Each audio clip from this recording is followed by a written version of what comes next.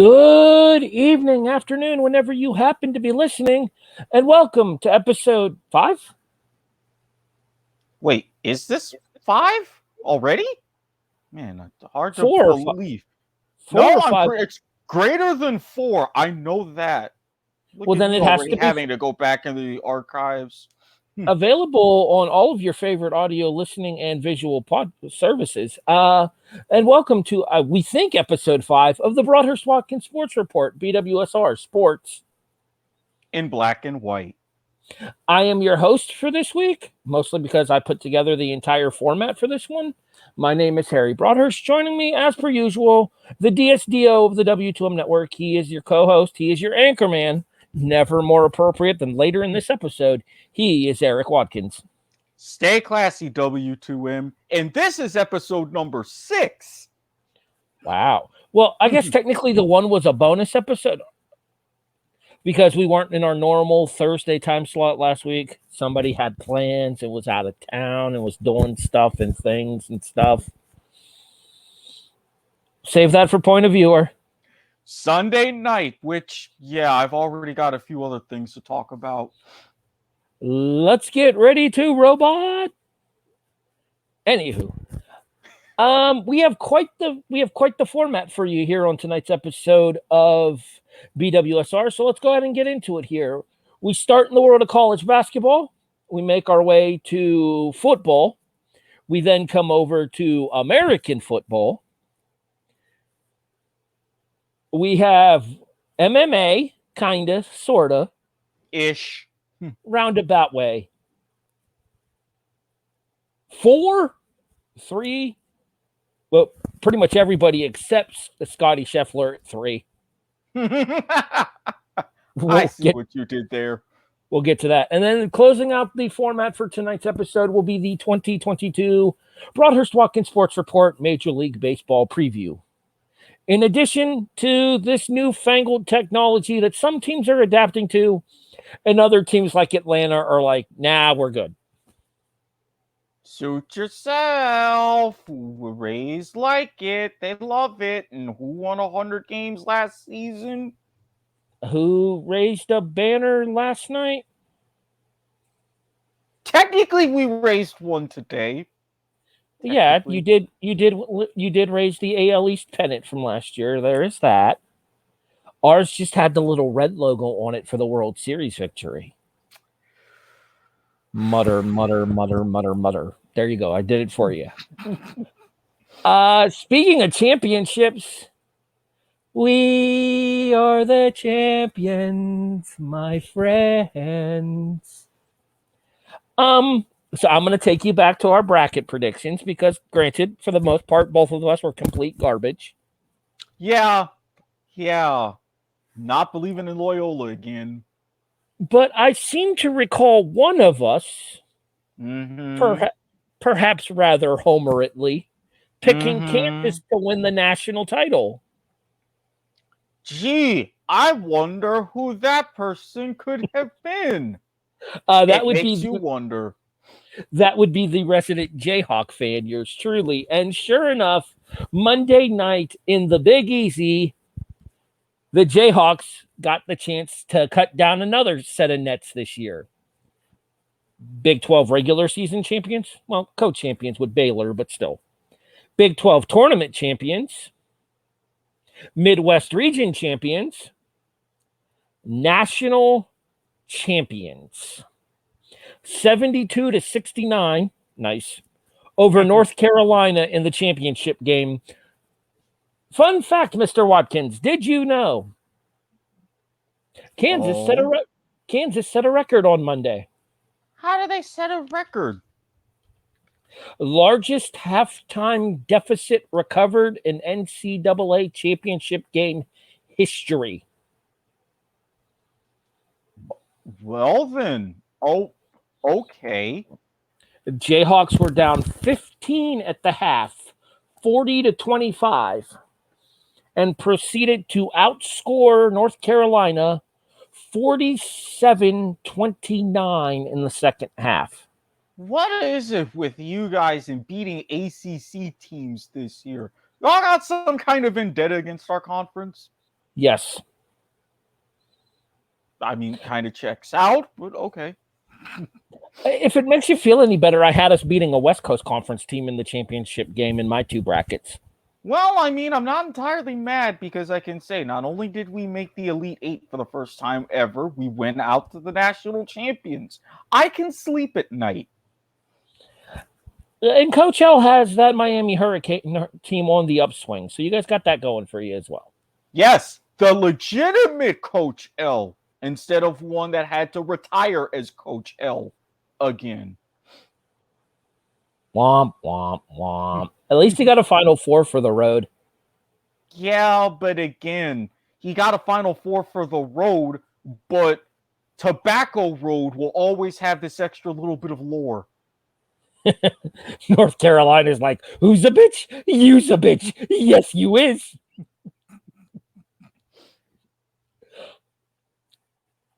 Did you see what Coach Self did after the confetti dropped? Mm-mm. Went over to Devon Dotson on the sideline and gave him his championship hat. Aww. Devon Dotson was, of course, the point guard of the 2020 Kansas team. He now plays for the Bulls G League team. That would have been the number 1 overall seed in the tournament that wasn't back in the year of COVID canceling the NCAAs completely. That's an awesome little gesture by Coach Self. And if you think about this here, it's kind of the mainstays of college basketball there. If you think about it, Fog Allen, one of Fog Allen's disciples was Dean Williams. Mm-hmm.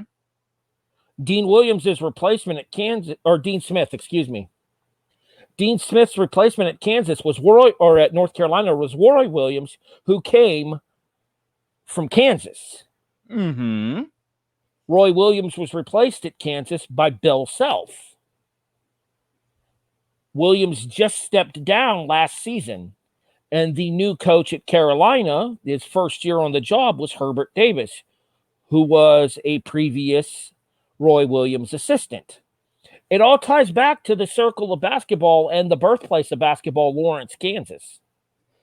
I mean, you're not entirely wrong. When you got the cradle of basketball right there, providing you that sort of lineage and now all of these coaching trees. I do know one thing for sure. When it comes time in 2022, a little bit later this year, circa October-ish, late October, I know where I'll be sitting on opening night on ESPN.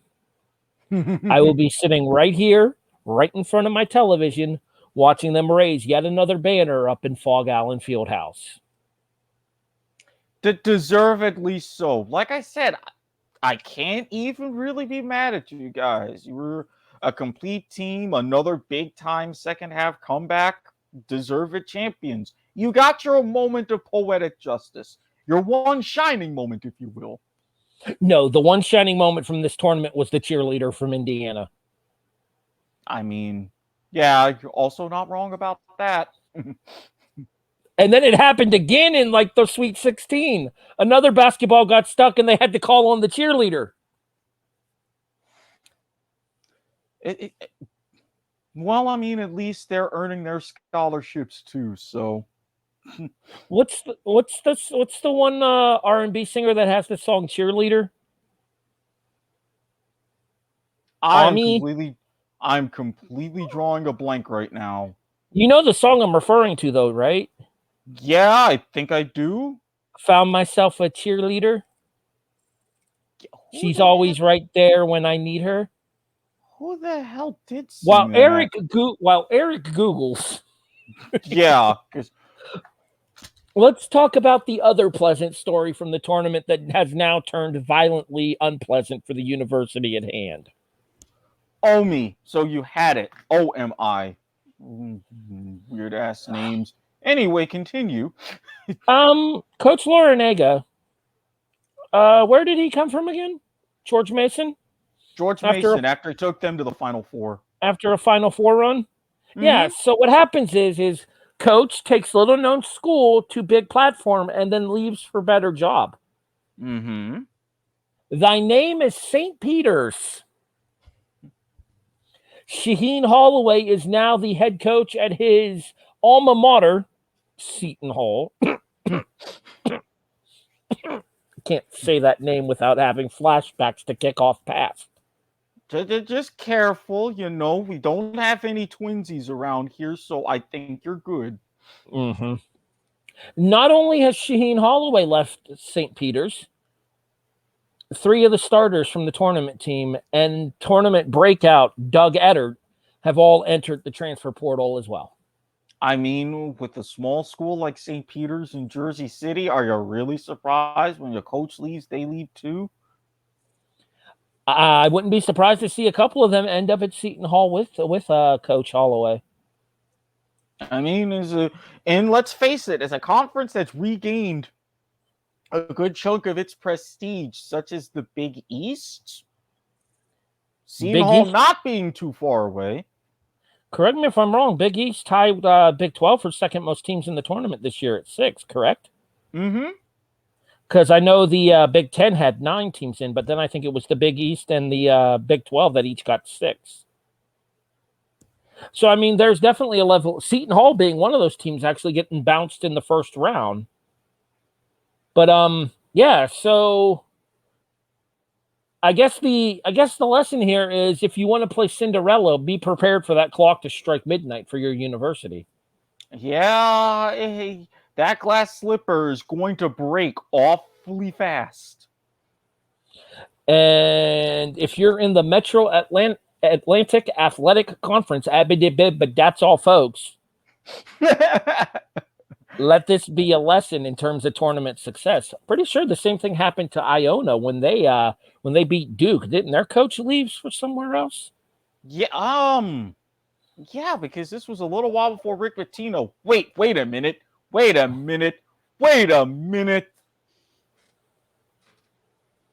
are you doing here? Everybody. We're actually just about to get into soccer, so the jersey's appropriate. Look, it's the only sports thing I really have, okay? No, it's perfectly suitable here. We were just finishing up our coverage of the NCAA Men's Basketball Championship. I heard. And we were getting ready to move over to UEFA Champions League. Champions!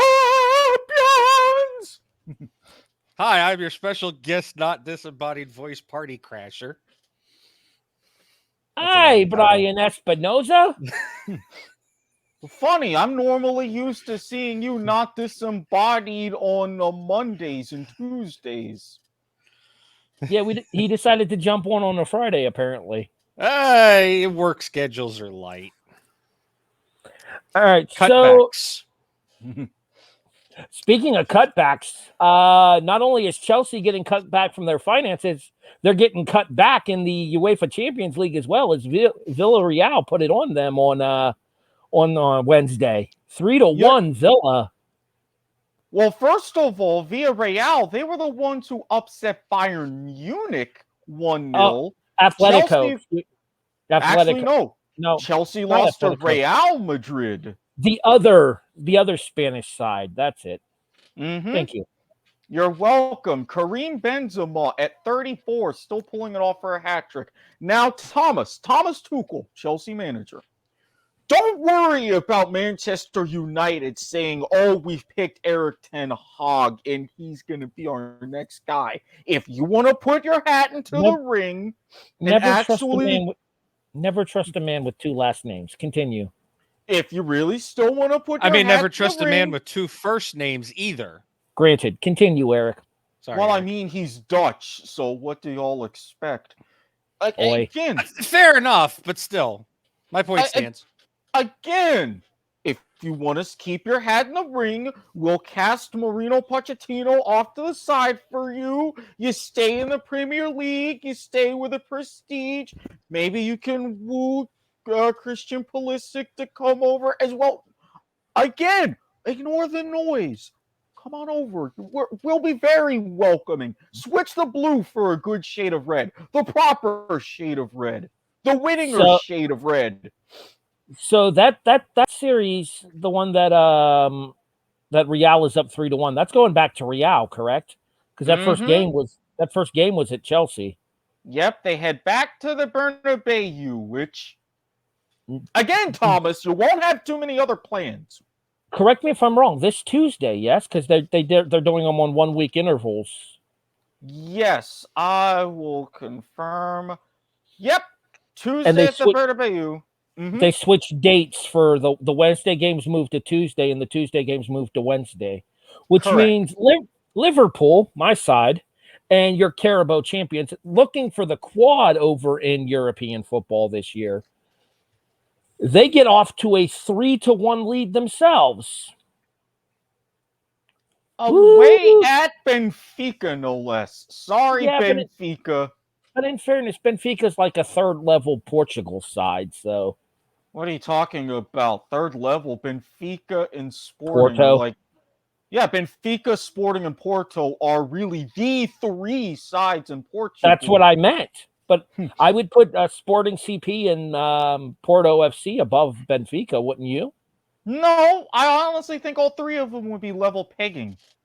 I mean, pretty close to it. Again, these are the three that briefly lifted the Portugal's league above Ligue 1 as far as top 5 leagues in Europe based upon coefficients. We save the pegging talk for point of viewer.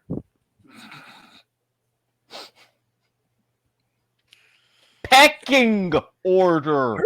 Oh, you said pecking. My bad. Are you sure? Because I heard pegging as well. I heard pegging. I'm just saying. All right, let's move forward. If y'all two want to talk about that on Point of Viewer Sunday night, I mean, y'all can swap stories all you want, but All right, let's move forward into the other ones. I'm good. Yeah, so the team that knocked you guys out, the team that knocked out Man United was Atletico Madrid.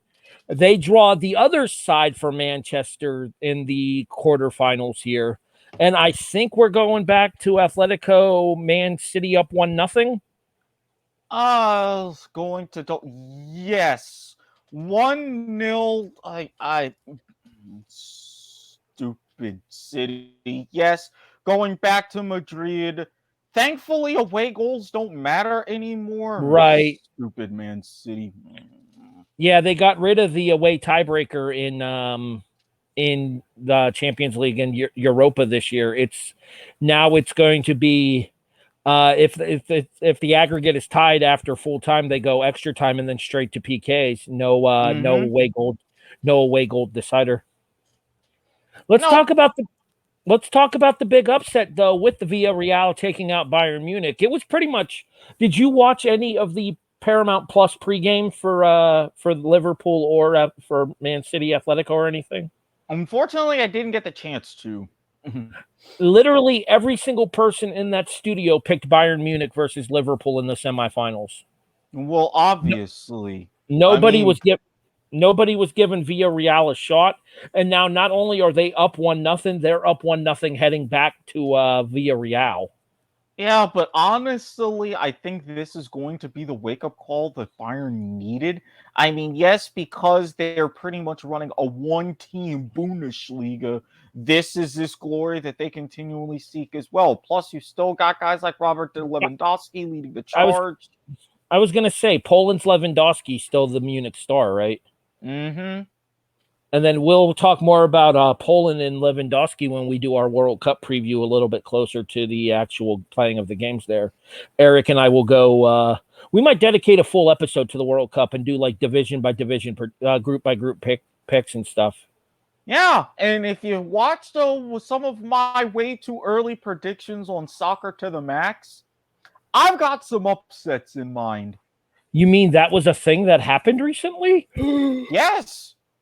Yes, it really was. We made picks. But yeah, wait, no, I don't have like the particular thing for here. I have to move it over. Send. Damn it. I was trying to dun. Yes, and I was looking for it, but yes, we don't have that. We don't really. Show.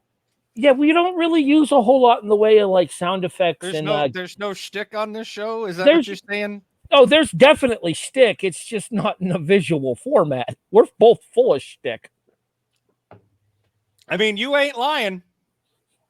So, Gimmick so that's it. infringement never changes. A And it is a W2M Network W2M Network exclusive. exclusive. It do be facts, though. Get out of here, disembodied voice. Anyways, I got both of you in one little sketch. I got it. all right. So, we run it back, like I said, this week here Absolutely. on For gimmick infringement. we run it back this week on Tuesday and Wednesday in order to determine who's going to the Champions League quarterfinal or the Champions League semifinals. Excuse me. I think Chelsea's done. Yeah, with something like this, and again, Benzema, Luka Modric. Everything that's going on with the Chelsea program, with the freezing of the assets and everything like that, and the strife that's going on at the top, and the decision of like who's going to be the manager, who's not going to be the manager, what's the new ownership going to want to do when they take over the team. Losing 3-1 at home is their curtain call for the Champions League. Real Madrid advances. I think Atletico can make it a game against City, but I think City prevails. This is one of those teams, and you're talking about ownership and you're talking about goals. This is exactly what the City's owners have wanted, and this is can't quite call it a white whale for Pep Guardiola, having tasted a previous success. But for a team like City, it's Champions League or bust. I think they know that. They're gearing up.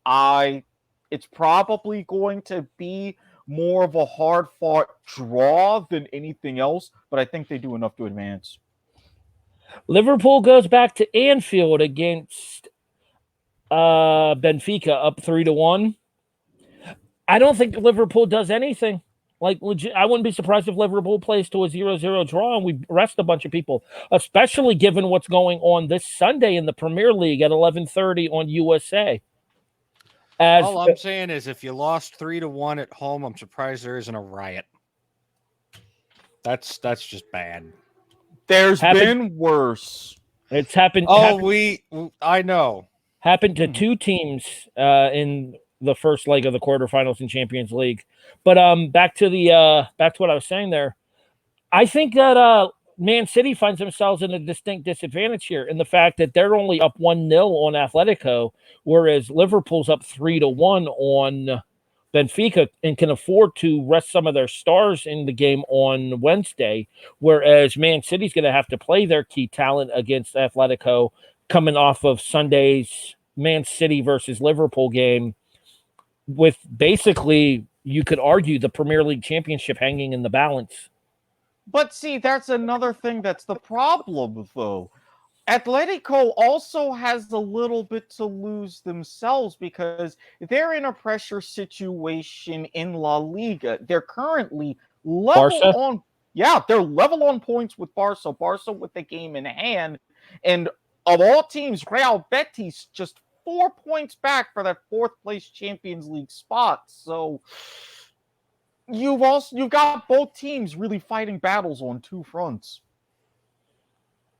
I think advantage Liverpool on Sunday and then Wednesday when it comes to Champions League, though, just because of the fact that we have that 2-goal cushion going back home to Fortress Anfield against Benfica. I honestly agree, and it's really going to be the test. Save your players for that match, obviously, because of who you would have in the semifinals, potentially. And that takes us to Villarreal and Bayern, and I'm going to make a bold prediction here. I think Villarreal pulls this off. And I'm not simply saying this because of how they got to the Champions League to begin with. This is another one of those Bayern moments. They're way too strong. And for something like that, 1-0 to them even going back is just a nothing. Yes, it's a shock. Yes, this is the first time that Bayern has lost a match like this in the Champions League in over 5 years. But no, this is another one of those where it's like, hey, they're going to be coming back. If they're going to be at home in Allianz Arena in Munich, they're going to get the job done easily. 3 p.m. Eastern Standard Time on Paramount Plus and CBS proper, I believe. for Eastern Daylight. Or yeah, Daylight saving. But Paramount Plus and CBS proper, correct? Paramount Plus, yes. I'm going to look at the CBS proper schedule. It's either CBS proper or CBS SN. I think the Atletico Man City game was on CBS proper last week. Mm-hmm. So I know that they've been running some of those Champions League games in that afternoon time slot over the Cindies. They have, thankfully. All right, so I'm guessing that'll probably remain the case there. So my official predictions are going to be Liverpool versus Villarreal and City versus Real Madrid. I've got myself as well. City versus Real, Liverpool, Bayern, and believe me, this is the kind of thing of exactly what UEFA wants and why they're going to expand the Champions League in a couple years' time. Four pedigree clubs in the semifinals would be the exact kind of draw that UEFA wants and that CBS is going to want too, because of the fact that they spent such an exorbitant amount on the broadcasting fees for the Champions League over the course of like the next decade or whatever it was. Well, it's all about the money. And speaking of money, these clubs for European soccer are going to have to be a bit more careful. No more skirting financial fair play rules. Instead, there's going to be sustainability regulations. Is that code for we're going to make teams spend money to stay competitive? Well, not only spend money to stay competitive, but you cannot spend too much money. One of those is a new squad cost rule. Wages, transfers, and agent fees will eventually be limited to 70% of a club's annual revenue. That's going to be say this sounds like code for a salary cap. More or less. In essence, how can I best say this? Think less of a salary cap like we see in the NFL in places. More of a fair play balance. Yeah, fair play balance / soft salary cap. I mean, it's no fair if one team's got, say, $30 million and then you got another team that's got like $120 million. The team with the $120 million will win every time. Not to mention the fact that UEFA is saying... I'm for these kind of restrictions and regulations, honestly. I think it just makes for better fair play. Plus the fact that in a 3-year period, your team cannot lose more than 60 million euros. Currently 30 million. So they are giving some flexibility, but I honestly think it's going to be for the better. The transfer market could potentially How do you be lose upended. money, though? Like what do they mean by that? Because I can think of like 900 ways to lose money as a sports club. I mean, high wage bills, lower ticket sales, TV deals, all of that. So you're referring to like income coming in that evaporates, basically. Teams tanking and it affecting the quality and the amount of supporters in the stands. Okay, yeah. So the usual. Basically, the Major League the pirate rule, as we would call it in baseball. In essence, yes. Although you can't tank too much because then you get relegated. Again, thankfully. We will get to the Pirates and other Major League Baseball teams. I was going to say, I'm also in favor of relegation systems because Erik will tell you, y'all have heard my rants over on League to the Max about how I feel since they've gotten rid of the relegation systems in the LCS and other leagues worldwide and have gone to a franchise system. And needless to say, it's not good. You are listening to the Broadhurst Watkins Sports Report, Sports in Black and White, a presentation of the W2M Network online at W2Mnet. We are joined by special guest Brian Espinoza of the W2M Network as well. And we now continue as Mr. Watkins assumes his role from the kickoff of the Anchorman. Stay classy, W2M Network. We move to the National Football League. Well, this first one, and I have mentioned, I have to give a special shout out for the fair Miss Kennedy Eddings. Again, We know you're going through it. We wish you still all the best. And the door is wide open for you to come back. But I have to say it right here, right The now. back door, especially if you're Erik.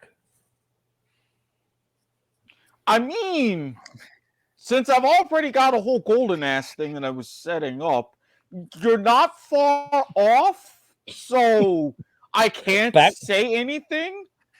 Back to it. How is it I come on this damn show as a special guest and all of a sudden the innuendos start flying left, right, and center? No, Y'all don't normally act like this when I'm Yes, not we do. here. Yes, we do. What are you talking about? Yes, we do. This is basically an episode of the Kickoff in 2-person format. Go ahead, Erik. Start with the NFL news. Are we starting with a certain 4-year, $120 million man? Is that where you were leaning? Well, I was actually going to make him second because I wanted to have this as saying when it comes to New Orleans and the we are starting with Golden chart, Ass. Yes, Red Rifle is greater than Golden Ass, as, of course, the man himself, Andy Dalton, signed a deal to back up Jameis Winston, and the plan is for Taysom Hill to exclusively focus on playing tight end. Okay, so this needs an explanation for non-Kickoff transfer viewers. Our former co-hostess, Kennedy Eddings, was a huge Taysom Hill fan, saying, quote, he has a golden ass. An ass made of gold was her exact verbiage. Yes. Therefore, that became a running gag for as long as Kennedy was involved with the show. I like Andy Dalton. I think my fandom of Andy Dalton is very well communicated over the years on the Kickoff, specifically going back to 2017 and the whole Harry loses his shit so loud the apartment neighbors hear him. Andy Dalton to Tyler Boyd touchdown pass that ended the Buffalo Bills drought. I miss the 2017 season. Yeah, the Jaguars were relevant back then. Exactly. And I mean, hey, not everybody can come down to Florida and win low-scoring games now, can they? Yeah, but in fairness, y'all win the low-scoring ones, and those are the only ones you win. You're not wrong.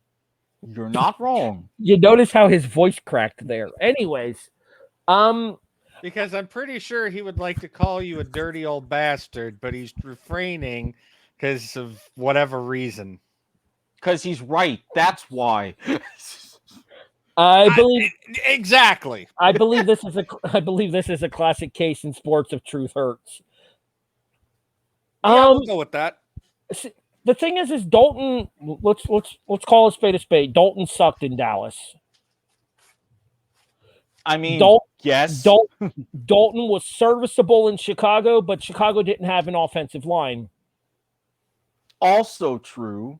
So Dalton as a backup in New Orleans works, and especially if LASIK Jameis shows up and actually is on his shit this year. The problem is if it's turnover Winston, like we've seen so many times in Tampa Bay over the course of the last decade in the NFL. 30 for 30. You're going to, and that's not counting shrimp bags. You're going to see Dalton rushed into a bad situation down in New Orleans with a brand new head coach in that system once again as well, now that the offensive guru Sean Payton's no longer there. I feel like if Dalton can stay as a backup in New Orleans, he will be just fine. But if Dalton is forced into the starter's role, the Saints are in trouble. Now, honestly, I think, though, that the reason, and you hit the nail on the head perfectly, last year before Jameis Winston's injury, yes, LASIK Jameis was a thing. He was actually seeing and throwing to people in the correct colored jerseys for that situation. Now, granted, how he's going to take to a new offense, that's going to be the question, but luckily he'll be fully recovered and we'll have the offseason to deal with that. Plus, even if he doesn't, it could create at least something of a decent quarterback competition for the starting job. I would put Jameis favored to win that competition, but Same.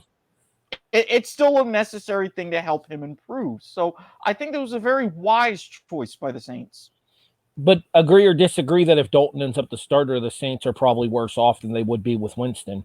Completely agree. And with the way that division is, even with the moves in Tampa Bay that we'll be getting to a little bit later on, it's a hairy proposition. It's a me proposition? Yes, it's a you proposition. Well, that's unfortunate. All right, let's talk Stephon Diggs, shall we? Ka-ching. What else needs said? All right, so Josh Allen just got his deal last offseason, and now this year, Stephon Diggs gets his. 4 years and $120 million, I believe was the number. I'm going to look that up because there's been some awfully big contracts handed around. Stephon Diggs was just the latest recipient of one. If you are a wide receiver this year, you are getting paid. Or if you're a cornerback in Xavier Howard's case. Well, yeah, but in fairness, Miami doesn't have a whole lot else going for it. I mean, again, you are not wrong. So Diggs, Allen to Diggs is now Buffalo for the next 6 seasons. As the turnover continues, though, with the re-signing of Isaiah McKenzie and the promotion of Gabriel Davis to wide receiver 2 after releasing and allowing Cole Beasley to search for a trade.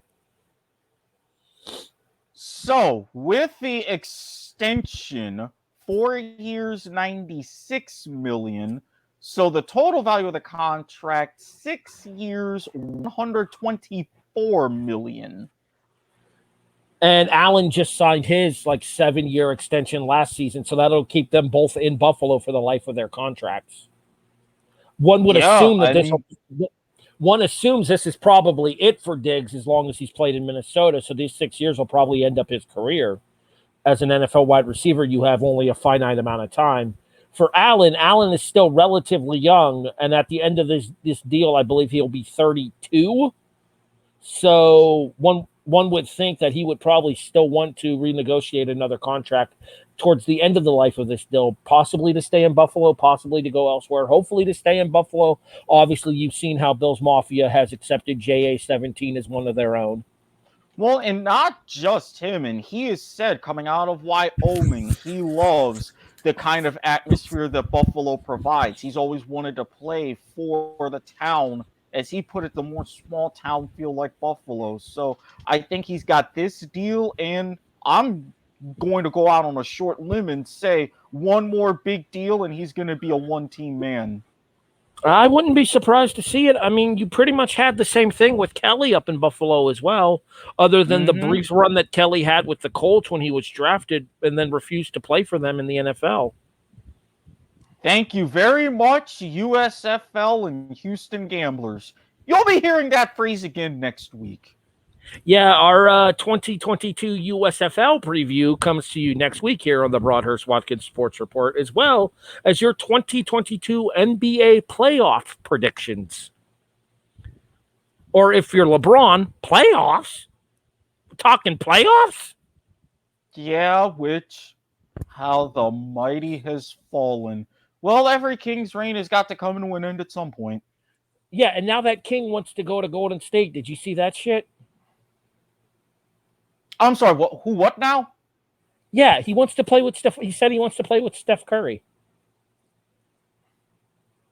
which is code for his own super team didn't work out, so he wants to go join Curry's now. Anyways, off topic, back to the NFL.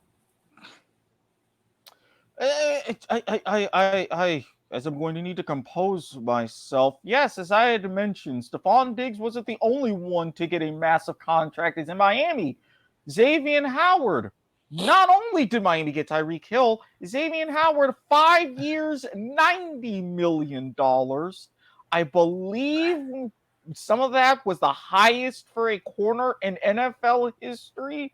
So here's the issue that I have in Miami, though. I appreciate that they got the cheetah, and Cheetah does do cheetah things.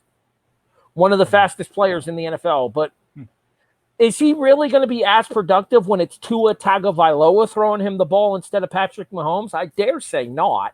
No. I mean, and again, I've seen Tagovailoa. Yes, he's finally opening up the offense. He's finally more comfortable throwing it downfield. But really, this is going to be another make or break season. If he can come up to that, live up to this level of hype that he had with no excuses in the top wide receiver, if he doesn't come close to anything meaningful, then he can forget it. I feel like this trade over to Miami, even though it fattens Tyreek Hill's wallet, is going to hurt his production going forward. Oh, absolutely. I mean, unless that he also sees some more time on special teams, and then that's going to be another bucket of worms in of itself. Yeah, but I wouldn't want my star wide receiver playing kick returner either.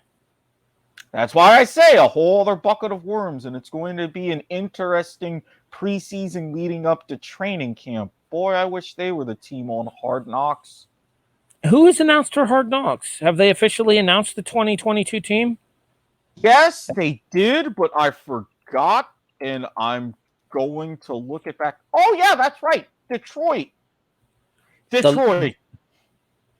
Over under on how many times Campbell cries. I'm saying 40. Oh, like crying on camera. Ooh. Well, 40. I'm saying over. Hashtag bet on Bovada? Not here. We have a better segment for that, I assure you. The fact that since it's so short and you're only talking about like 5-6 episodes, I'm going to take the under. Look, I haven't had that problem, but again, that'll be discussed further on Point of View or Sunday night. It do be facts, though. Anyways, remember, folks, hate mail to s.garmer@gmail.com on the WTM Network. Shout out Marty Bass. All right, what else do we got in the news desk, Erik, for the NFL? One or two more stories. Arguably the biggest surprise, and I've saved the biggest one for last. Bruce Arians. The man who swore up and down that he would never take a front office job, officially retired from coaching and is taking a front office job with the Tampa Bay Buccaneers. You know what it is. There's only so much you can deal with Tom Brady's personal trainer and his nutritionist and his dog walker and his new clothing line. And his pain in the ass of a supermodel wife, even though she is hot. And his lip-kissing kids. I mean, hot for terms of Brazilian, but then again, I could go to some places in Rio and other spots, just not certain ones in Sao Paulo. But again, that's point of view. In fairness, both you and I tend to lean on the more voluptuous side of things when it comes to our female enamorment, we'll go with. Our personal preferences, if you will. Indeed. So, I get the idea behind it. It just seems like really weird timing for Arians to step away now that Brady's announced he's coming back. And I can't help but think that it's not coincidental that Brady announcing that he's returning is the reason that Arians is like, you know what, fuck it, I'm done. Exactly. I mean, this was, and I'm just going to call it what it is, and others have too. This was a Tom Brady power grab. From the jump, Arians would have been just fine, probably dealing with a whole other mess at quarterback, but he would have been good with that. So now this is, I believe, Todd Bowles' problem. Good luck with that. Correct me if I'm wrong. Wasn't Todd Bowles the coach in Detroit for a while?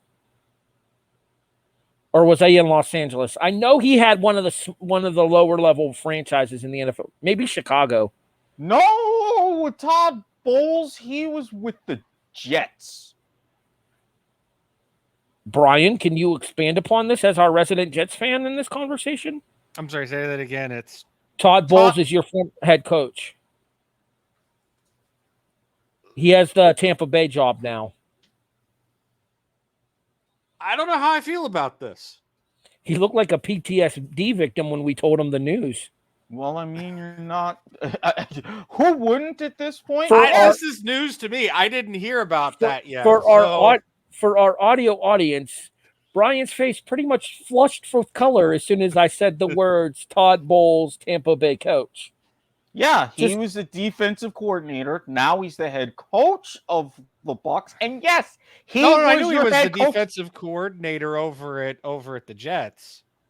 No, he was the head coach of the Jets. I was going to say, he was your head coach for a couple of seasons.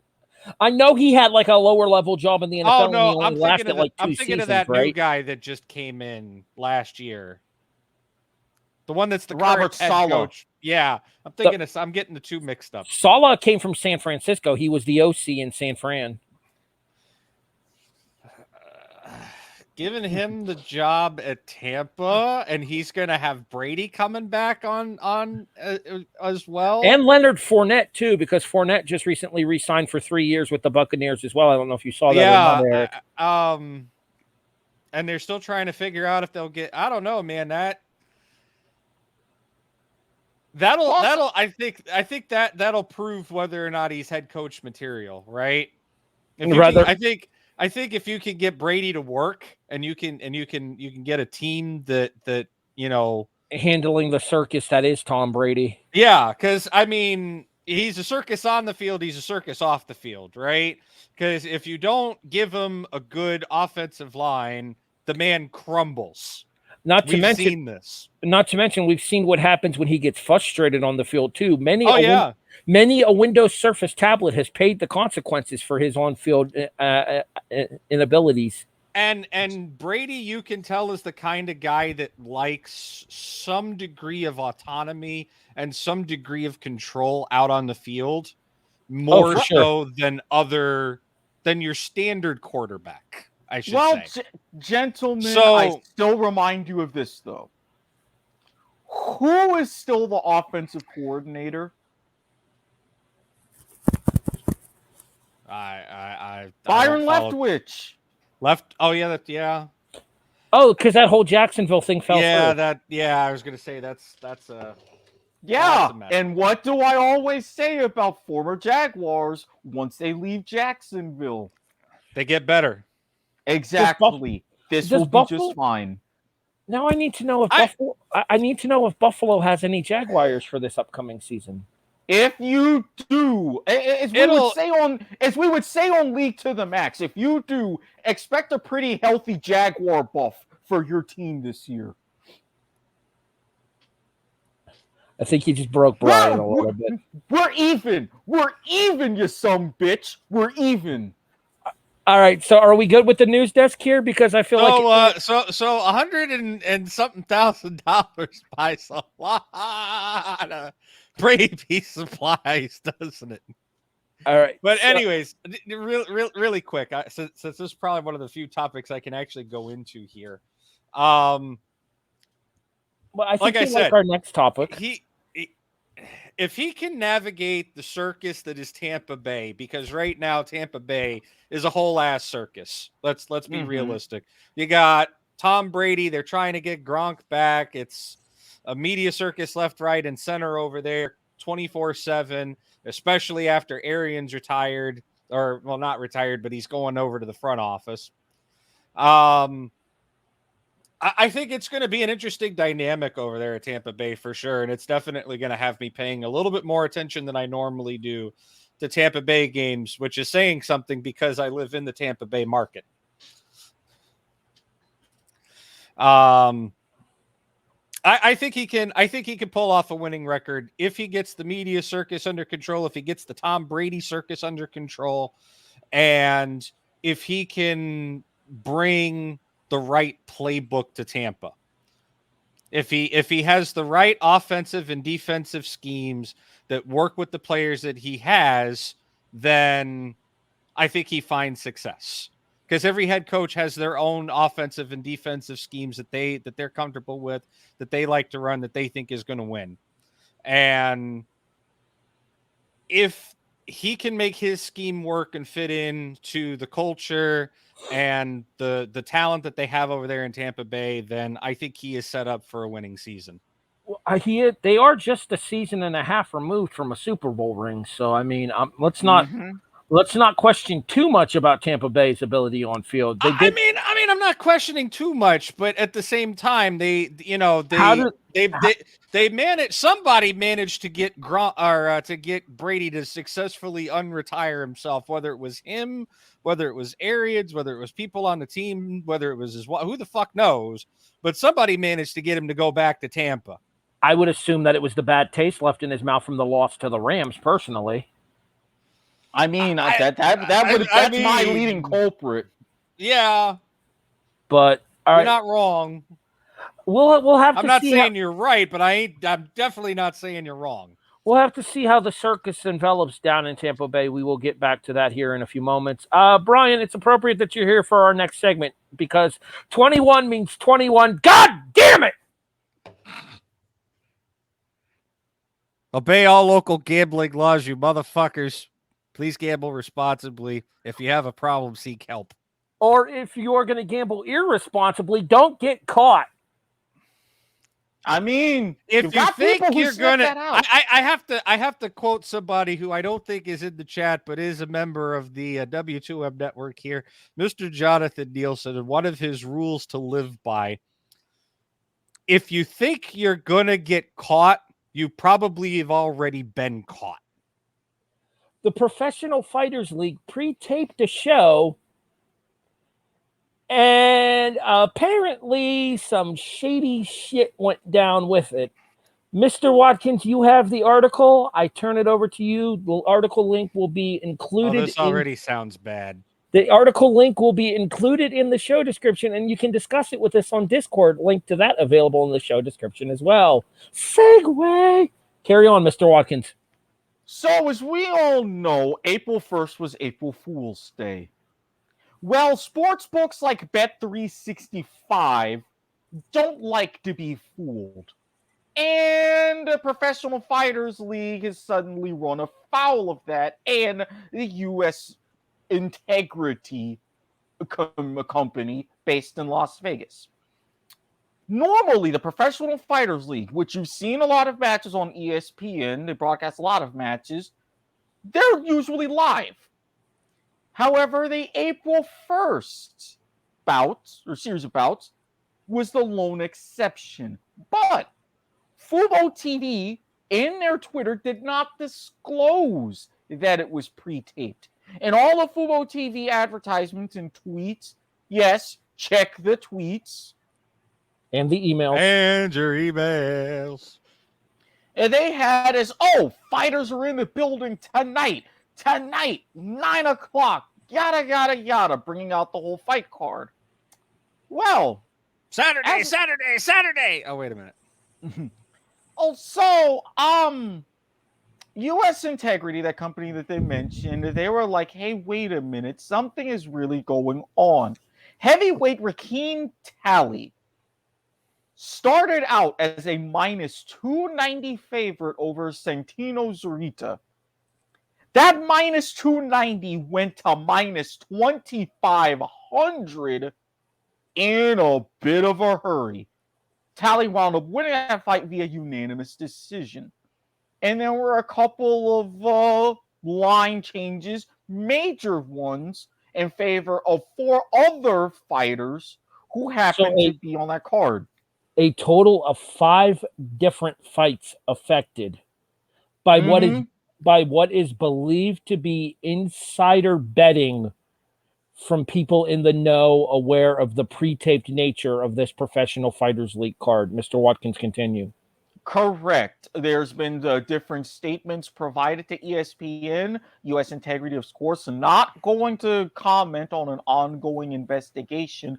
But one particular Virginia bettor told ESPN that, in his words, 100% all of the promotions were being live. It wasn't until someone else mentioned through social media that the fights were pre-recorded. Checking around, going to the PFL site, Fubo TV, others, nothing. It was only as of after the fact that it was listed as pre-recorded. Granted, that particular bettor mentioned in the article, again, link in the description, was paid out, all of the fights won, and then all of a sudden the money that he had won it disappeared. While an ongoing investigation is active, any winnings accumulated through said investigations are frozen. Correct. On the grounds of potential impropriety. As we say here, I have a very, very strong feeling that some, as we used to call them in my former line of work, other TLAs are going to get involved. in this mess? 3-letter agencies. I would not be surprised about this whatsoever, given a recent and even going back further history of sports gambling scandals. Here's the thing. You know whose fault this is, though? The fault professional. the fault lies with the Professional Fighters League and Fubo TV for not disclosing that the event was pre-recorded. Because if they would have, one second, Brian. And if they would have disclosed that the event was pre-recorded, then whatever website it was, Sport 365, BetMGM, wherever it was that these lines were taken, those events could have been taken off of the board like they should have been on the grounds of a pre-recorded event. Go ahead, Brian. And here's the thing, right? Because they didn't do that, they are definitely, without doubt, open to civil liability because of this. Absolutely. All of these sports betting websites that took lines on these matches can go after every right to go after PFL and Fubo and anybody else that's an affiliate or subsidiary that was directly or even indirectly responsible for the lack of disclosure for the full amount of money lost. Not just like, flat wagers, or like, I'm talking like, say, for example, they paid out $2 million in winnings. They can go after them for that $2 million. And Absolutely. More than likely, they'll win that in a jury trial. I would almost be willing to guarantee it. I figured it was appropriate that you were around for this particular story. Like, you straight up, like, that is just irresponsible, just operating, right? If you know that you were in a sports league that there are lines being taken on your matches, accepts wagering, you have a duty, that accepts wagering. You have a duty to inform the public if an event becomes pre-recorded or something happens that determines or causes an outcome to become predetermined.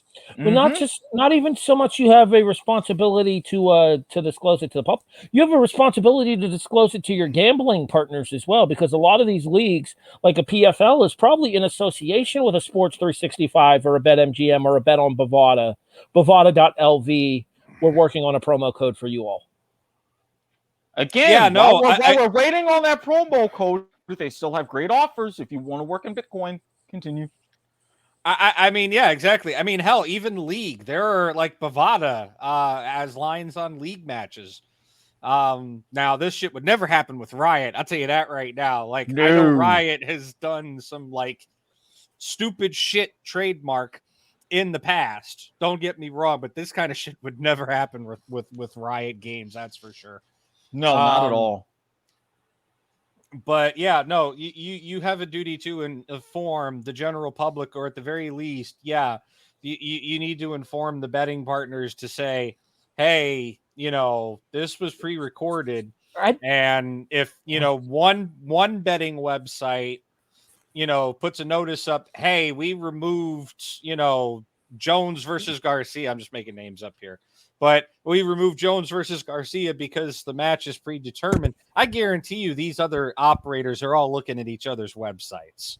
Absolutely. And they'll see that and they'll go, oh, this is predetermined. We got to pull this. Yeah, because you have a lot of these sites compete for who has the best lines, who can able to operate on the cheapest vigorish for those who not in the know. Percentage of cut that the house keeps on any victory, for those of you unaware of the language. Now he's doing it too? What? I'm surrounded.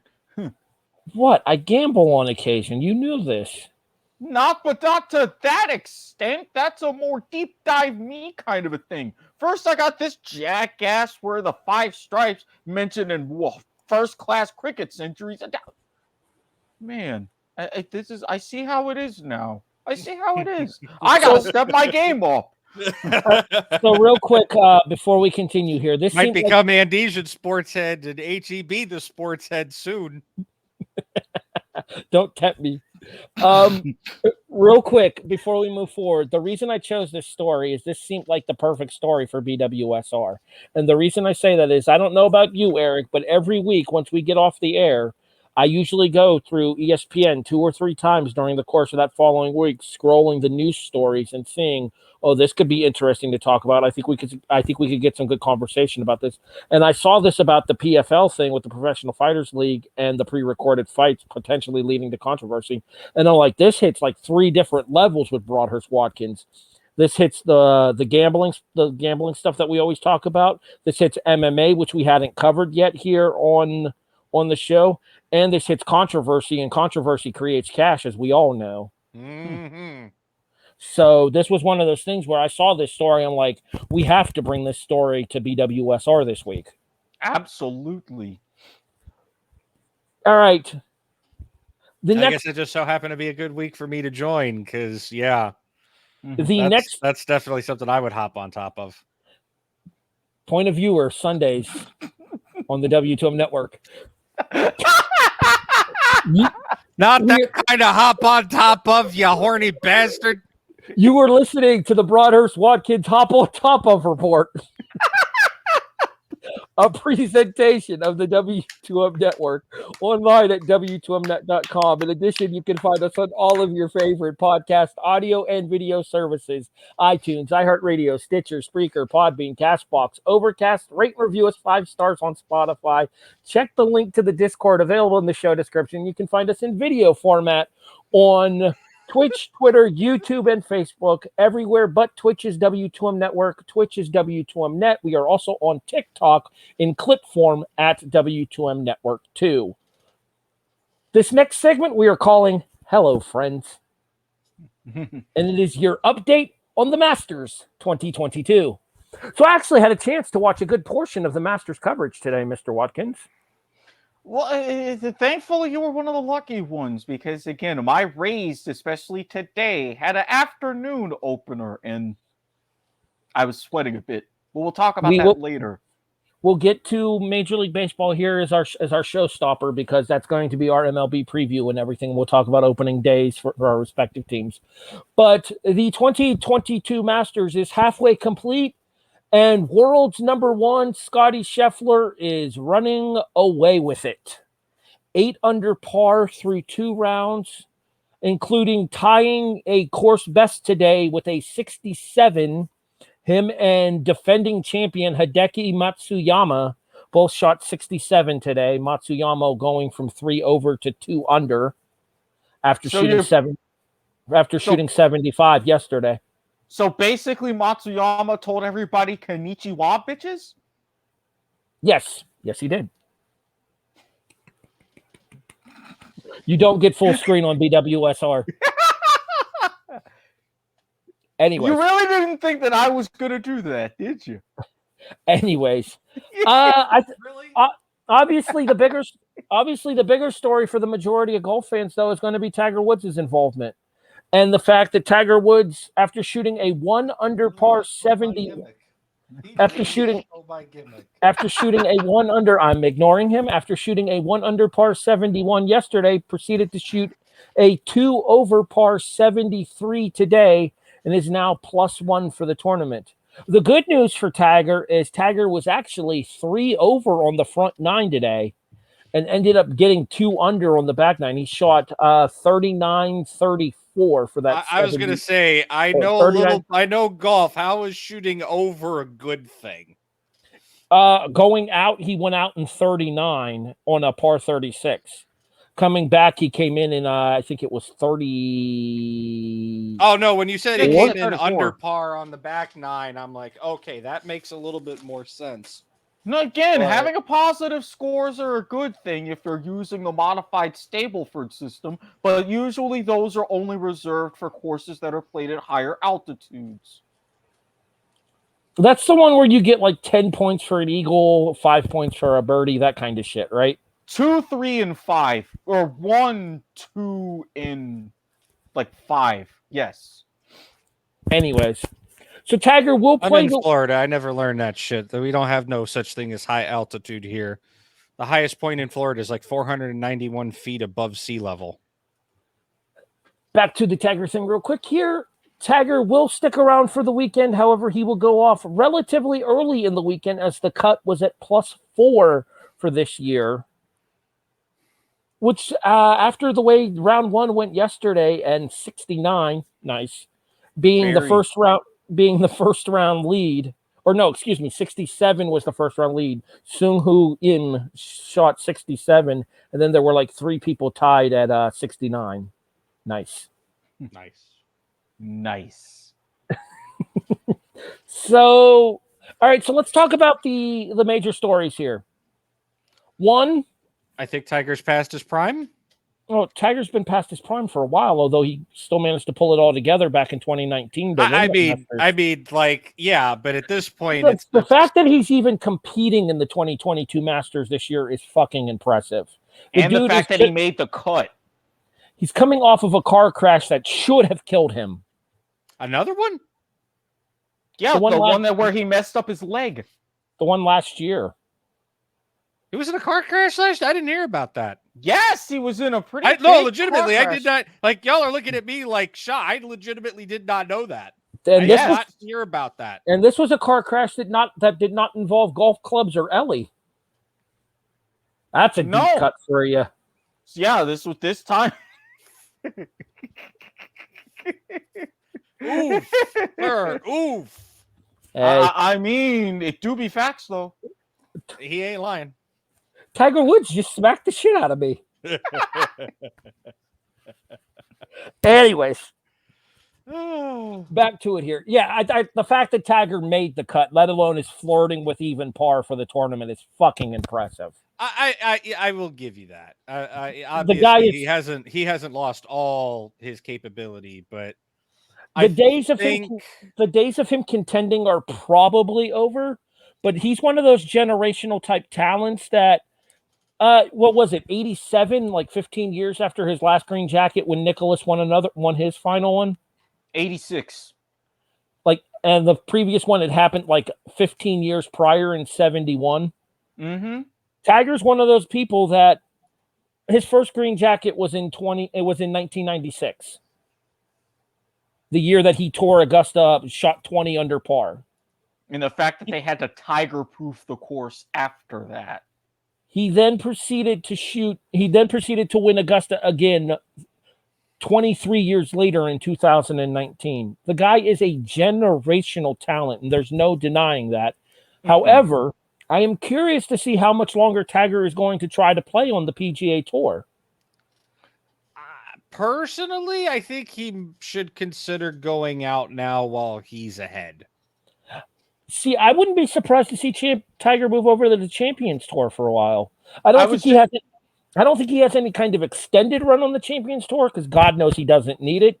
But I think if his desire to play the game is still there, then he might want to consider that. Because what is the cutoff for that? 50? He's got to be getting close. I was just going to say 50, and he would reach that in 2025.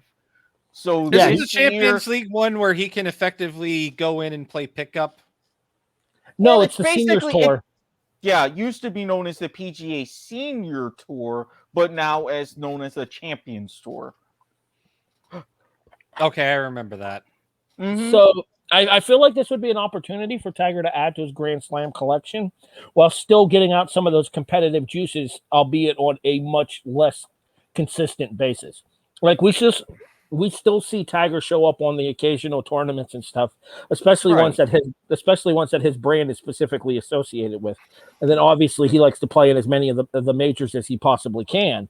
However, I think this would be an opportunity for Tiger to focus on the 4 majors inside of the Champions Tour and then just take those select opportunities similar to what he would have on the PGA Tour and pick and choose his dates in order to continue to allow people the opportunity to see Tiger, even if Tiger's not what he once was, while still contending against people of his own similar age.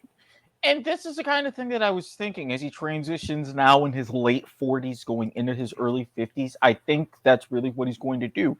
And really, both the PGA Tour, and the Champions Tour would benefit from it because, and I had this conversation earlier today, since Tiger's reign of dominance, even golf has tried to figure out who was going to be the next Tiger. And there really There is a hasn't next been. Tiger. No, there's not. Maybe his son Charlie. We don't know. We'll probably find that out in about a decade-ish. One would argue the closest the PGA Tour has come to replicating Tiger is probably Rory. And Rory doesn't have nearly the crossover value that Tiger did. And even then, how often do you see Rory even at the top of a leaderboard, especially nowadays? He barely made the cut at Augusta. Thank you. So the fact of that, it's been a fantastic thing for the PGA, for Augusta National, because of the flack that they've been receiving these last few years in particular, to have Tiger on. And I think if golf wants to continue to not be a mainstay, but to be in the sports consciousness here in the U.S., I think that they'll be talking with Tiger and saying, hey, look, maybe we'll have some kind of special exemption for you. If you want to start competing on the Champions Tour a little bit early, we'll sit down, we'll hook you up. What do you want? Let us help you. I mean, in the process, your name value, your prestige, your personification helps enhance our product as well. Quid pro quo. You scratch my back, I scratch yours. Exactly. Yeah. The other obvious story about the Masters this year is who's not there. And that would be Phil Mickelson. I mean, you happen to join a once famous / infamous / notorious / annoying golfer. And I will admit, when I was a kid, my favorite golfer was Greg Norman. Again, good, but I will always remember the SNL Weekend Update bit. Greg the Crab. And we'll always remember the Masters and the U.S. Open implosions. Exactly. So you figure, hey, I'm gonna go ahead and start a rival golf tour in Saudi Arabia. And then Phil Mickelson's like, hey, I'm gonna make the PGA rethink things. And then Augusta National says, I'm sorry, what now? You're in a timeout. Well, actually, the director of Augusta National said that an invitation was extended to Phil to play in the Masters. It was declined. Yeah, he actually Mickelson actually declined it. Yeah, that is indeed. I read that on ESPN, actually. A mild shock, not a surprise, but a mild shock. Not really, when you consider the name value that Mickelson still carries. And you got to think here. So we started getting these golf in primetime specials, Tiger versus Phil, Tiger and somebody versus Phil and somebody. It recently extended to include people such as Bryson DeChambeau, who actually missed the cut this week at Augusta. To include people like Justin Thomas and Zach Johnson and Dustin Johnson, and more recent years as well, guys like Rory McIlroy, kind of like the higher name, the celebrities of golf or as celebrity as we get in this modern era. Mickelson's name brand is still there for many golf fans. There are a large portion of golf fans that Mickelson alienated with this attempted jump over to the Saudi Arabian tour. Absolutely. And I won't sit here and deny that. And there were certain comments made by Mickelson in the course of a couple of interviews that were done as well that definitely alienated parts of his fan base. Oh, not just alienated parts of his fan base. However, he basically managed to. One second. Yeah. However, the problem is, from the PGA Tour's perspective, is Tiger's your most popular golfer. I don't think it can be argued that Phil's still number 2. So you have to kind of cater to Mickelson as well in order to get that name value and that portion of your fan base involved too. Go ahead, Brian. I apologize. No. I was going to say he's effectively built the fence and managed to get people on both sides of it. Becoming one of the most divisive names in golf, similar to like how Bobby Jones used to be back when Bobby Jones was still playing, because Bobby Jones had those speculations of racism about him. So mean, never actually confirmed from what I've heard, but there are certain people that said he treated people of a certain ethnicity, of a certain color, different than everybody else around him. So there was speculations. well, like I always say in a lot of different situations, where there's smoke, there's fire. I'm just saying. But I mean, in particularly with Phil Mickelson, though, I really think it's not only his divisiveness and his polarization for even starting this tour. And as Brian said, he made particular comments. Not only did he out and out say, yes, I am doing this for the money, but any potential way that the Saudi Arabian tour could have possibly worked, he ripped that to shreds because you never say the quiet part out loud. Saudi Arabia and the Saudi Arabian royalty have come under fire for a lot of allegations and a lot of major geopolitical and other events in recent years. Going back, and Mickelson specifically brought up the Nazim, the journalist that was beheaded. Jamal Khashoggi. Khashoggi. I actually have the quote here that he said. He's like, "They're scary motherfuckers to get involved with. We know they killed Khashoggi and have a horrible record on human rights. They execute people over there for being gay. Knowing all of this, why would I even consider it? Because this is a once-in-a-lifetime opportunity to reshape how the PGA Tour operates." Yeah. So in other words, hello, mouth, insert foot. Basically what happened is Phil Mickelson decided to take Cuba Gooding Jr.'s role from Jerry Maguire, quite literally. Oh, it gets worse. Continuing on the quote, "They've been able to get by with manipulative, coercive, strong-arm tactics because we, the players, had no recourse. As nice of a guy as Monahan comes across as, unless you have leverage, he won't do what's right. And the Saudi money has finally given us that leverage. I'm not sure I even want the SGL to succeed, but just the idea of it is allowing us to get things done with the PGA Tour." SGL standing for Saudi Gulf League. For those uninitiated to these circumstances. How can you be? No, how can you shove your foot so far up your ass that the next thing that comes out of your mouth is your own foot? Well, I was going to say, how far can you shove your foot up your ass so much that you can taste your own toenail fungus? But that works too. That's less of a dramatic. I don't want to think about the thought of me tasting my own toenail fungus. How about this? Are you ready? Did you hear what you read? What the I know. I read it. You think I don't understand what the fuck he said? I just fucking read it. Can I offer a way to phrase it? How is it that he managed to shove his foot so far up his ass that when he breathes, you smell shoe leather? Yeah, shoe leather's a nice smell. I could work with that. Yeah. The point being is that Mickelson basically alienated himself to more or less everybody on the PGA Tour. Mm-hmm. Most of his fan base and his sponsorships. Oh, he's lost like at least half of his sponsors, if I recall correctly. Including being dropped by his two main ones, Callaway and Titleist. Yeah. To the point that Mickelson's persona non grata in major golf right now, and I think that's part of the reason that he decided not to play in this tournament, because he knew that if he decided to play in this tournament, that he was going to bring a lot of controversy with him to Augusta, and he didn't want to do that to the tour while he's still trying to become persona grata once again, and B, he knew that he was probably going to be footing the bill for a good portion of the stuff that he would need for said tournament out of his own pocket at this point.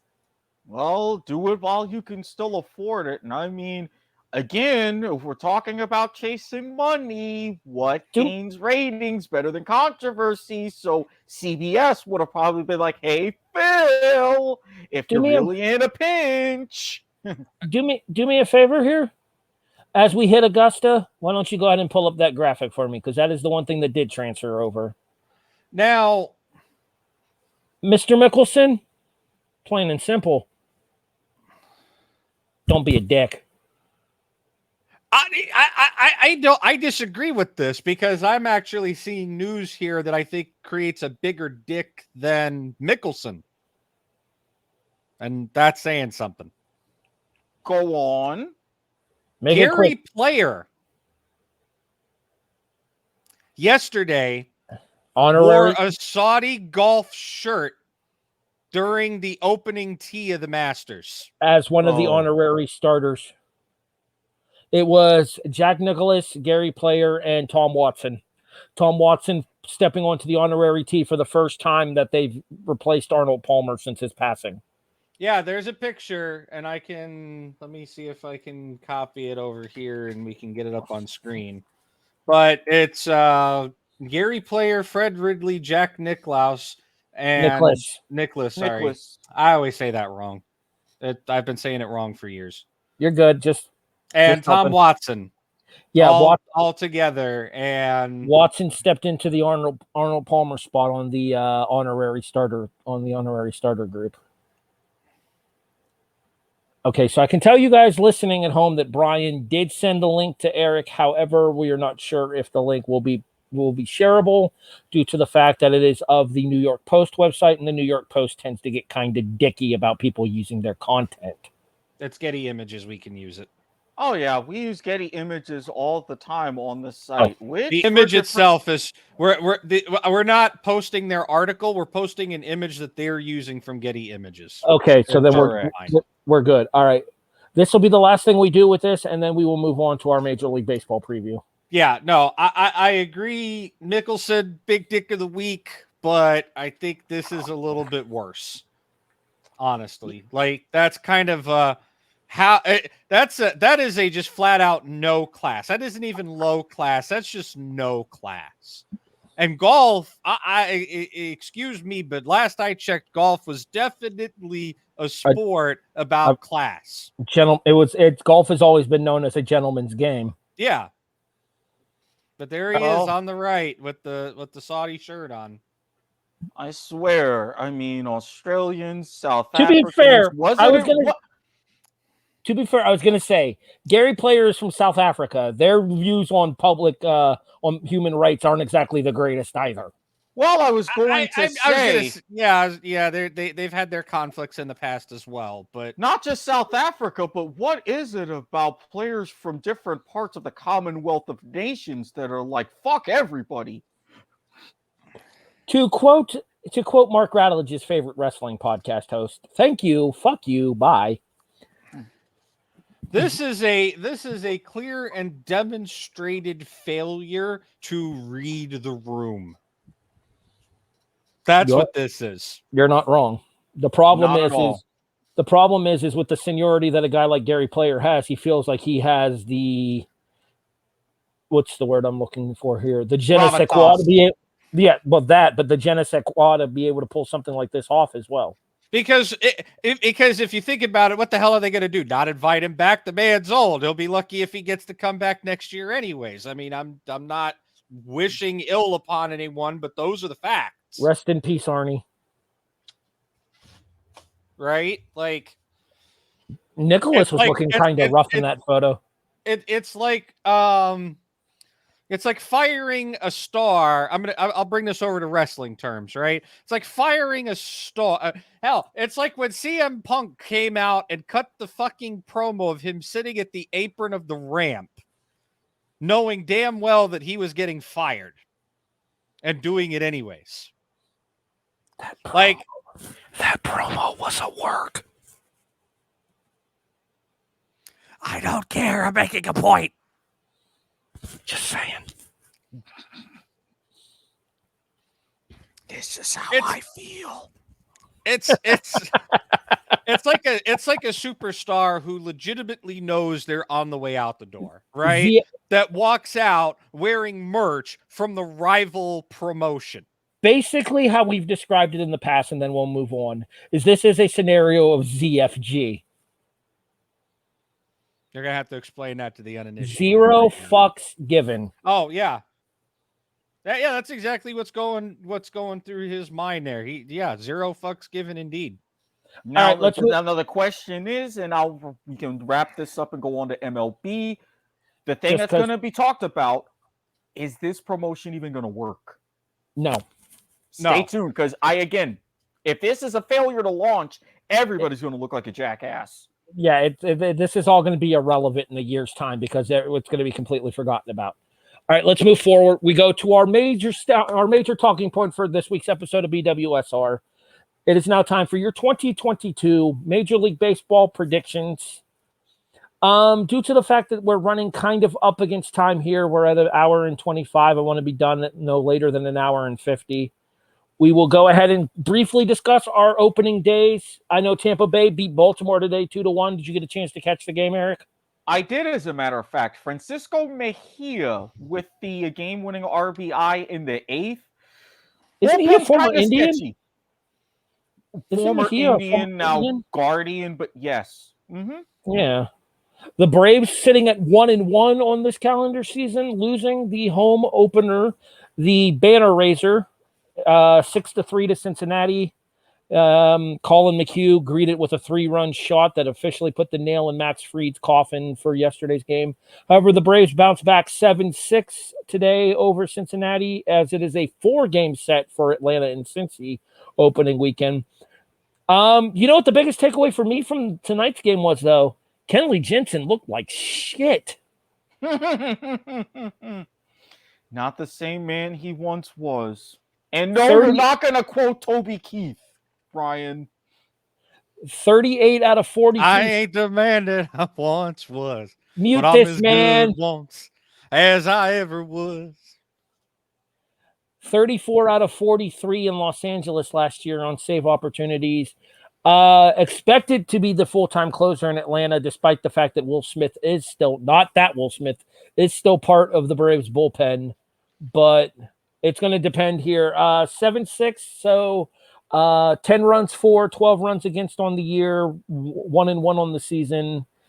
We'll see what happens with the rest of this 4-game set, and I will reserve judgment on the Braves specifically until Acuna comes back, and hopefully around mid-season, the opportunity presents itself to return Mike Soroka to the starting rotation as well.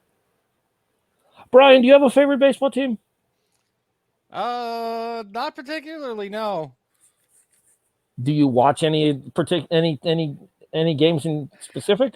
If I have the time and I can't really find anything better on TV, I will watch baseball. I have never been a huge baseball and I know you're giving me that death glare if you want to kill me. I am sorry. I have never been that big of a that big of a baseball person. I've seen quite a few baseball games live. I used to go to a lot of Rays games. You do realize that would be like me telling you that I'm not that big into Who Wants to Be a Millionaire. No, this is actually more like the final season of one of my favorite TV series of all time, Brockmire, coming to reality. Someone who prefers cricket over baseball. The point being, so here's my thing with baseball, and you could send your hate mail to s.garber@gmail.com to tell them to never have me on this show again if you want. The tweets. But baseball to me has always felt too slow paced of a sport. Well, and this is coming from somebody who played and helped coach baseball and softball in high school. I tried out for the baseball team, didn't make it because they're like, "Oh, hey, Brian, you're good at football. You should go try for the baseball team." And, like, okay, I guess I could try to do both.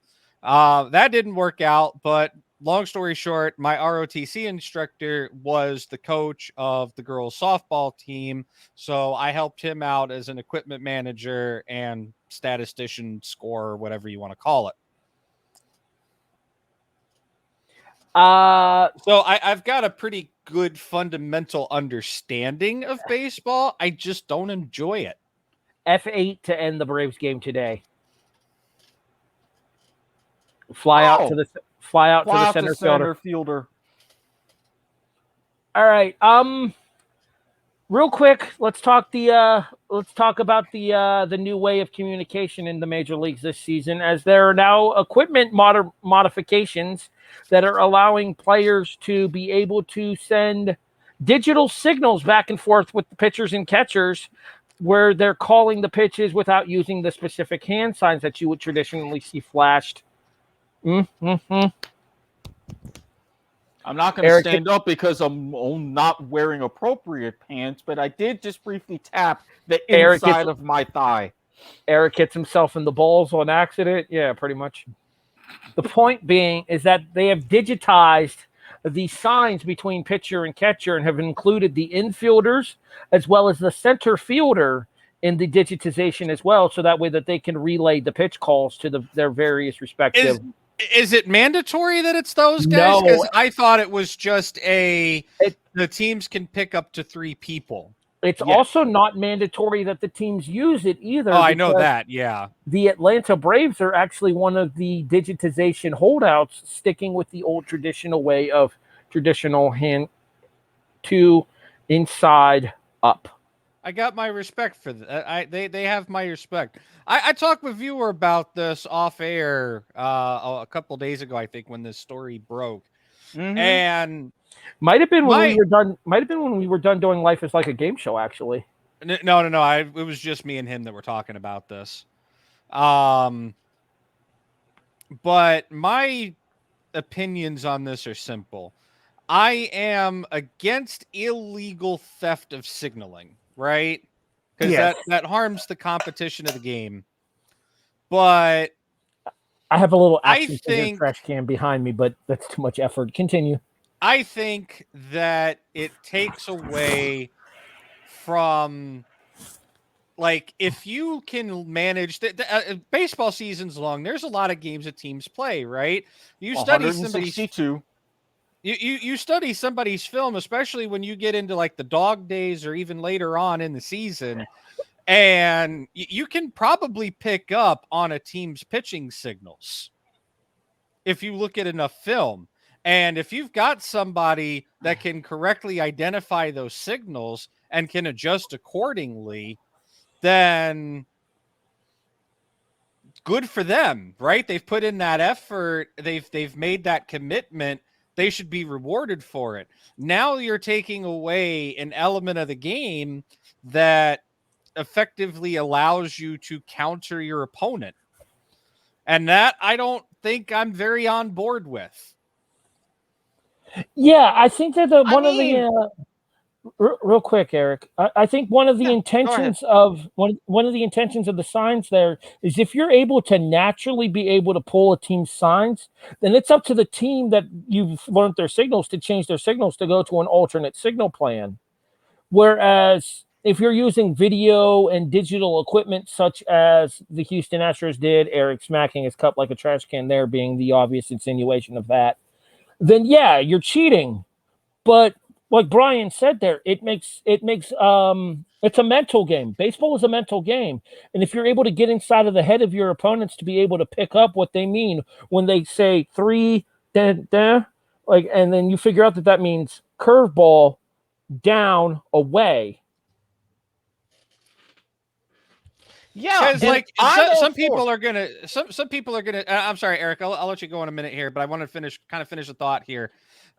Some people will sit there and argue, and if I remember the article that I read on this, which was the one you sent me, Erik, on this correctly, they even made comparisons to the fact that like other sports, like the NFL uses this, where the QB's got a receiver in his helmet or whatever, but you've still got a coach up in a skybox who can read a defensive lineup, who can read an offensive lineup and say, hey, they're running Tampa 2, call an audible, or hey, he's running the RPO, get ready, blitz him or something, right? Right. Maybe, I don't know if you want to blitz on an RPO, but you get what I'm saying. Depends on if you're running out of an 11 set, but I get what you're saying. And honestly, and you bring that up, and I think that this is a perfect meld for that. Because yes, I have seen, especially with like the old signals, the variations, the catchers painting their toenails, all that. And you always had to worry about the guy on second base in particular, because he'd be the one to pick up those signals and say, hey, the 2 or the 1 finger down, fastball up and in, curveball away, splitter, what have you. And if something like that, if you're smart enough to be able to pick it up in that way, I completely get it, and I'm fine with that. But going all the way back to when I previously mentioned Dodgers, Yankees, Dodgers, Giants, the 51 NL playoffs, there was a whole thing about, the Giants cheated. They had an army level camera in the outfield. Da, da, da, da, da. So there's been these things for a while. But to kind of meld Brian's point and everything else, the fact that, you can go ahead and use that film, use your tape to examine various at-bats, various pitcher hitter matchups, all that over the course of the season, like what the Oakland A's did in the early 2000s. I was going to say, I mean, look, I was going to say, I literally was just about to say, look at sabermetrics. Yes. Like there are computer algorithms out there very similar to sabermetrics that will allow you to look at every single numerical possible statistical any possible mathematical anything that you can derive out of baseball. They have Pitch FX now, which has actually been a thing for a while, where you can map out every single ball placement in the box as it's pitched. Mm-hmm. And you can put all of that data together on any given pitcher, any given batter, and see, okay, he's likely he's going to hit a grounder. He's likely to hit on a curveball, or he's likely to hit on a fastball, so on and so forth. Like you can actually identify you can identify batters' weaknesses with this software. Like there is so much data that these teams already use that I think by removing the ability to try to interpret, removing the ability to call or to see what kind of pitch is being called, I think takes away a decision-making point and I don't want to say vital one, but almost vital decision-making capability and key piece of information in the game. So I have a couple of theories about this here, and Erik, go ahead. There you go. Thank you. I have a couple of theories about this, and it's going to go kind of into the whole tie-in to that sabermetrics thing that you just talked about here. And I have an issue with the fact that all of these numerical things are coming into the game now, and yet players are so hesitant to be able to allow them to stay in the game and such. Like, let's go into the fact that they're banning the shift next season, which is fucking stupid. I mean, okay, because this is all of a tie-in. Because you have a lot of that analytical data, another thing that's going to be coming, not next season, but within maybe 2-3 years, robot umpires. I'm a little bit on the fence as far as robot umpires, but with this particular technology, given the fact that you have all of this other data available, this puts more onus on those particular stats, on these pitching and hitting coaches, in that you have all this to review and more of an onus of studying and using the technology for this purpose rather than building up into what supposedly happened with the Red Sox, what found out happened with the Astros. So with this PitchCom technology, this part I am for. Okay, so real quick, Brian, going to that robot umpire thing there, I am okay with it on the grounds of balls and strikes, because I think a uniform strike zone in Major League Baseball is desperately needed. And having to adjust because of whatever home plate umpire you happen to have that night is bullshit. Yeah, the call happened in the ninth inning. So what I'm going to say about the robot umpire thing, I'm for it for the balls and strikes, but I think the safe out calls need to remain in the hands of actual people. I think it all needs to remain in the hands of actual people, but, and I put a very heavy caveat but here, I think that robot assisted or camera guided technologies need to be consulted more. I don't think you get enough, and this goes across all sports, honestly. I don't think we have all of this technology that the viewers at home can see the box. They see the ball go the second it breaks the plane and goes right across the plate. But what the USFL is going to do with first down technology, I'll get more into that next week, but thank you, because that triggered in my head.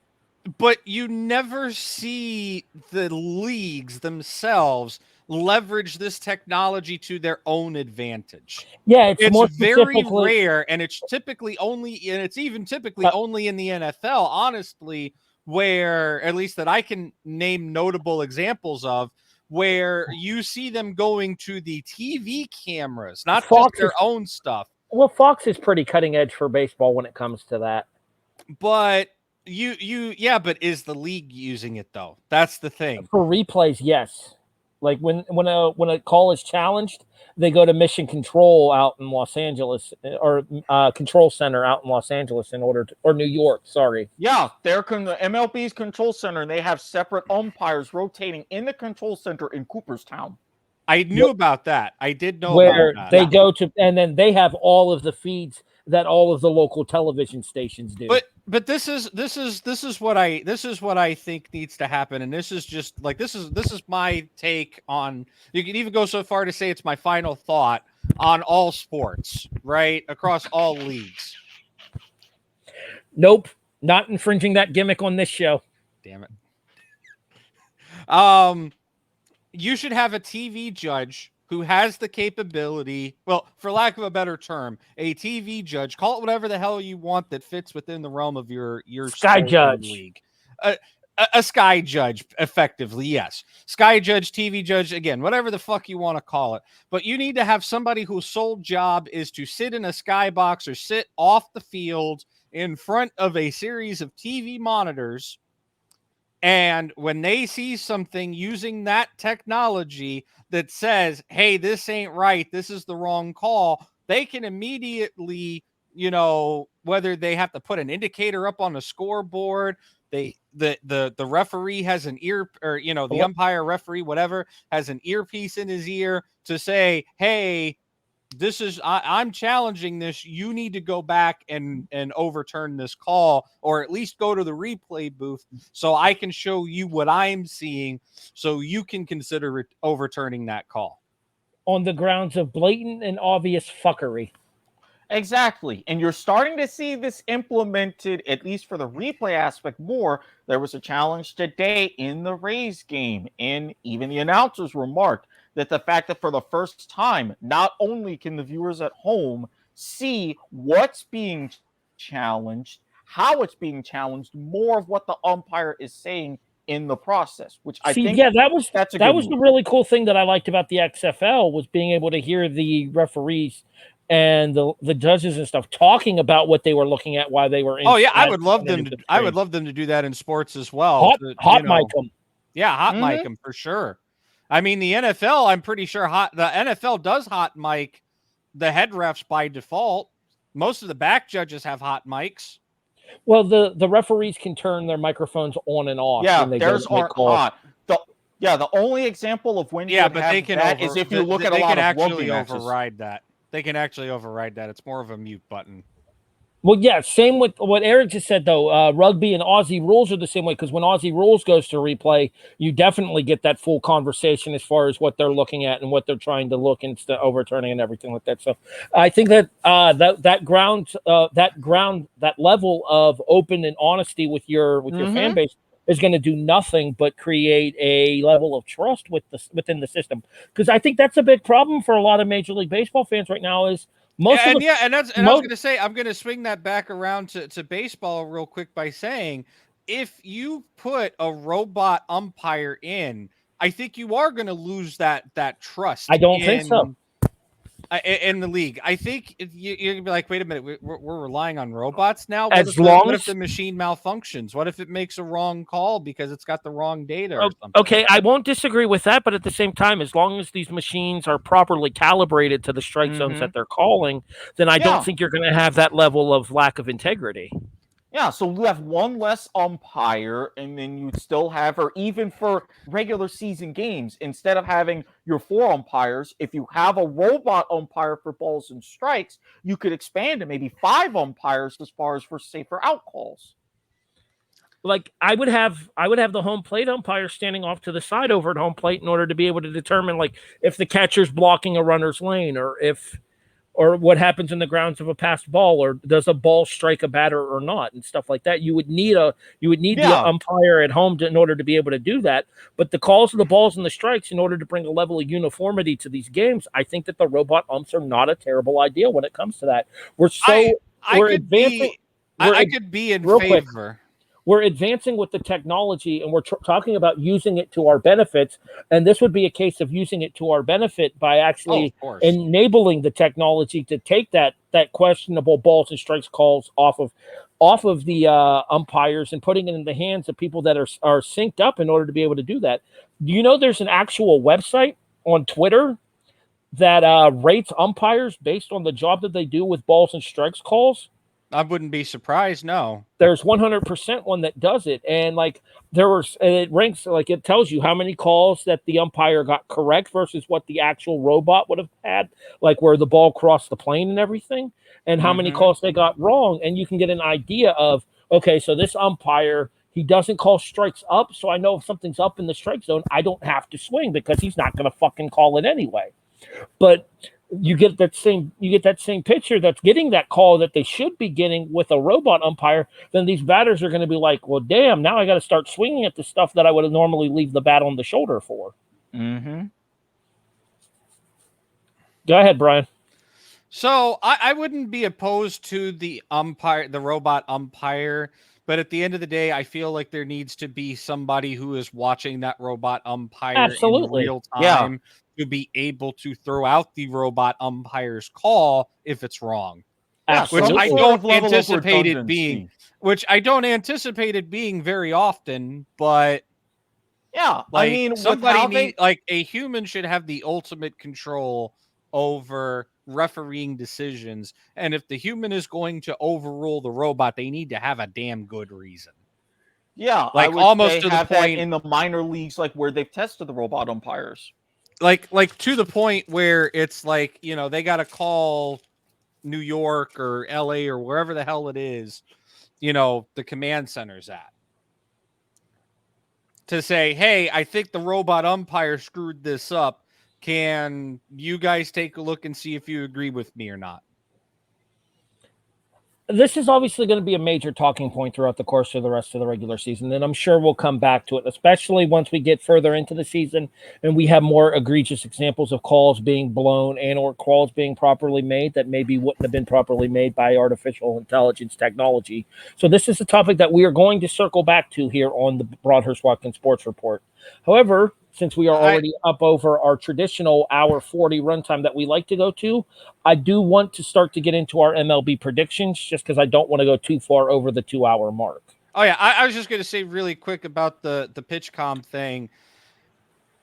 Will we see it get used? Yes. Are some teams on board for it? Absolutely, because they don't want to have 3, 4, 5 sets of signs, especially when you get into playoff situations. Cincinnati uses it. Atlanta doesn't. That was the big thing for me watching opening day for my Braves, was the fact that Cincinnati was using like for the calls, and then Atlanta was still using the traditional signals. Yeah, I mean, the White Sox, they like it. They're like, oh, this is the best thing since sliced bread. We don't have to have 5 sets of freaking pitch calls anymore because there's scouts in the stands trying to figure out our calls. But that's the thing. If the teams are going through the effort to do that and they're not doing it in an illegal way, let them. I just don't like the PitchCom thing, because it's like, what other way do you really have to tell what a pitcher's going to do or where a batter's going to hit? But, outside of those signs, honestly. And here's the other thing about it too, and then we'll move forward. The frequency on those things can be hacked anyway. Oh, yeah. If a team wants to cheat badly enough, they're going to cheat, Houston. Mm-hmm. And that's what people were saying as well, is some of the teams were against it because they're worried that it's going to get hacked into either by fan interference or by team interference at a game. Or alternatively, what happens if the system goes down during the course of a game, and then you're left going back to the old calling signs that traditional way as well. So if you have guys that are on your team that have never learned your team's sign system, you're fucked. Oh yeah, I agree. All right, with that, we move on to our Major League Baseball predictions for 2022. Brian, are you going to participate in this? I'll chime in with comments, but I don't know if I can I was accurately. going to say I don't know that you have the information necessary in order to be able to make your predictions. Yeah. All right, so me and Erik will make our predictions, however, and we will start in the American League Central. I'm intentionally saving the East last for both leagues. You know why? Yep, homerism. 2-team race in the Central, I think. Chicago and Detroit. Detroit getting the better of Chicago yesterday in the first game of the season. I do believe the White Sox struck back today and evened the series up at 1. Don't be surprised if the Guardians make a run, though, especially with the signing of Jose Ramirez to an extended deal. I think that Terry Francona is a proven winner. Mm-hmm. And somebody that can make chicken salad out of chicken shit under the best of circumstances. But I will say that I do think the White Sox win the Central. I'm honestly, I'm going to agree with you because again, we've talked about, these are veteran managers like Francona. Look at what a resurgence that Tony La Russa has had in Chicago. I'm with you as far as the White Sox, but I don't know if the Guardians are quite there yet. I would really put Detroit as that second place team, potentially grabbing one of those 2 wild card spots. 3 wild card spots this year. Oh, snap. It is 3 this year. Six teams make the postseason. Only the top 2 records get first round buys. I forgot that they changed that. As much as I was railing that I hope that they changed that to a best of 3 wild card series, but I don't think they did. I'm still mad. All right. American League West. Why don't you go ahead and go first? Oh, I hate to say this, but I honestly think the Angels have still not done enough around Mike Trout. Or Shohei Ohtani. No, they haven't. Please, Shohei Ohtani, come to Tampa Bay. We'll break the bank for you. We don't do that for anybody else. That's beside the point. Fucking cheapskates. I don't really see anybody. Again, I hate to say this. I don't see anybody really catching up to Houston. Even though they decided not to cheat, the rest of the division, maybe Seattle, but come on. Can you point out something that isn't trash? Isn't, and I'll go with it. I will be curious to see how Houston rebounds to losing Carlos Correa. Now that he's a Minnesota Twin. Yeah, that was a mighty pop and a power in that lineup. But if the rest of the division wasn't trash, I would say it's a wide open race. I agree with you. I think this is Houston's division to lose. I do think the Angels finish second in the division, just because I think between Trout and Ohtani, there's probably enough there in and of itself in order to be able to carry that team in what is a generally weak division. Texas isn't going to be very good. Seattle's been so far under the radar the last couple of years, and Oakland's been hot garbage for about 5 or 6 years now. Mm-hmm. So I'm saying it's Houston's division, and I think the Angels give them the best run. Let's move over to the National League Central. And this is a 2-horse race for me. This is Milwaukee or the Cubs. And I give a slight edge to the Cubs. See, this is another one of those things that I don't know. I would really like with the Brewers, with their continued ascendancy. And let's face it, as much as I love with everything with the Cubs and David Ross following in the shoes of Joe Madden, I can't count out the Cardinals. I think it's going to come down Cardinals-Cubs in their second place. And I'm going to give a slight edge to St. Louis. I really think Chicago, again, with a third wild card spot, I think Chicago, even though third in the division, could take one of those. But You know what the cool thing for St. Louis is having Albert Pujols back for the DH in the National League this season. I think that Pujols could definitely be a big driving force in a resurgence in St. Louis, but I do think St. Louis ends up third in the division behind the Cubs and the Brewers. Okay. What about the National League West, Eric? I'm as much as I hate to say this, I think this one's going to be unanimity. This one's over before it begins. Yeah, this is the Dodgers division for sure. When you got star power and the magic touch from Magic Johnson, I mean, come on, you reload, and I don't think the Giants can really make it close as they really have been. It's San Francisco's a wild card team. I think that's an absolute certainty. Colorado's not going to do anything, especially now that they don't have Arenado or Tulowitzki anymore. Nope. Or Trevor Story, who's now in Boston. Mm-hmm. Arizona's been horrendously inconsistent over the last couple of years. And San Diego, while they have a good young lineup, they don't have Fernando Tatis Jr. for the first 2 months of the season. And that's really going to cost them. If they had him from the get-go, you could really make them to push for a wild card spot, even though not the division, but losing that dynamic of a player for that, again, about a third of the season, you can forget it. The toughest division in baseball is the American League East. There are 4 teams that could win that division. Thank you, fuck you, bye, Baltimore. I mean, you're not wrong. I know that. In order of finish, Baltimore 5th. Boston 4th. Okay. The Yankees 3rd. Toronto 2nd. Tampa Bay sneaks out the American League East. Part of me wants to agree with you entirely. Entirely.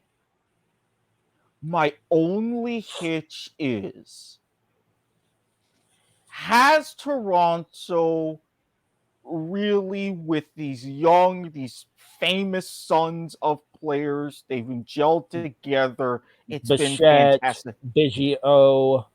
Who was the third one? I know there's a third one. I know Dante Bichette Jr., Craig Biggio Jr. Who's the third one? Vladimir Guerrero Jr. Guerrero Jr., yeah. So with another season like that under the belt, can they really go ahead and make that step? And given the Yankees being the Yankees, and yes, Randy, I'm going to hear it from you on Sunday. I think the Yankees can take second place again. Are the Rays going to have as dominant of a season, winning 100 games again? Hell no. We got stuff to figure out. But at the same time, with the way that all 4 of the teams, like you said, can have with this powerhouse division, 92, 93 sneaking in a win, and I think the Rays can get there. I'd argue it's a race to 90. First team to 90. I'd say first team to 90 wins the division. Now, see, I don't know, because I think that with the combined firepower, we can beat up on some of the other AL teams and get a few extra wins. I'm calling 92. If you can get to 92, that would put you 92 and 70. That takes the division. The National League East has your defending World Series champions and the team with the highest payroll in baseball. And also the most problematic pitching staff in baseball currently, if you take a look at the injured report. Eric, I'll let you go first since I went first in the American League East. Even with the Mets and their money, they're still the Mets. I've got to give their new ownership some time to really put out that dumpster fire. Mets gonna Mets. Yeah, the Nationals, I don't see really going anywhere. They'll avoid the basement because I think the Marlins are locked in there. If anything, even though you've got some issues of your own down in Atlanta, I think you beat out the Phillies somewhat comfortably to retain your crown and keep your streak going. It is 4 straight divisional championships in Atlanta. It will be 5, but it will not be easy. It is a 3-team race in the National League East this year. The Braves, the Mets, the Phillies. Mm-hmm. And the only reason I say the Mets is because they've went out and they've spent the money in order to acquire the firepower that the team needs. Rather or not that firepower translates to on-the-field performance, they have taken the first 2 in a row from the Nationals to start the season. So far, so good with that. Although I will say this much, if the Mets don't start getting more physical against opponents, they will be dominated by pitching because the Nationals have been getting all up in the Mets' kitchen over the course of these first 2 games, and the Mets have done nothing to retaliate. Again, that's why I say the Mets are going to do Mets things. This is going to be a profound season for them, and we'll see if they can be contenders going into 2023 or otherwise. Tampa Bay, Chicago, Houston, Toronto, the Yankees, Cleveland 6. So for my winners, Tampa Bay, Chicago, Houston, of course. For my wild cards, Yankees, Tigers,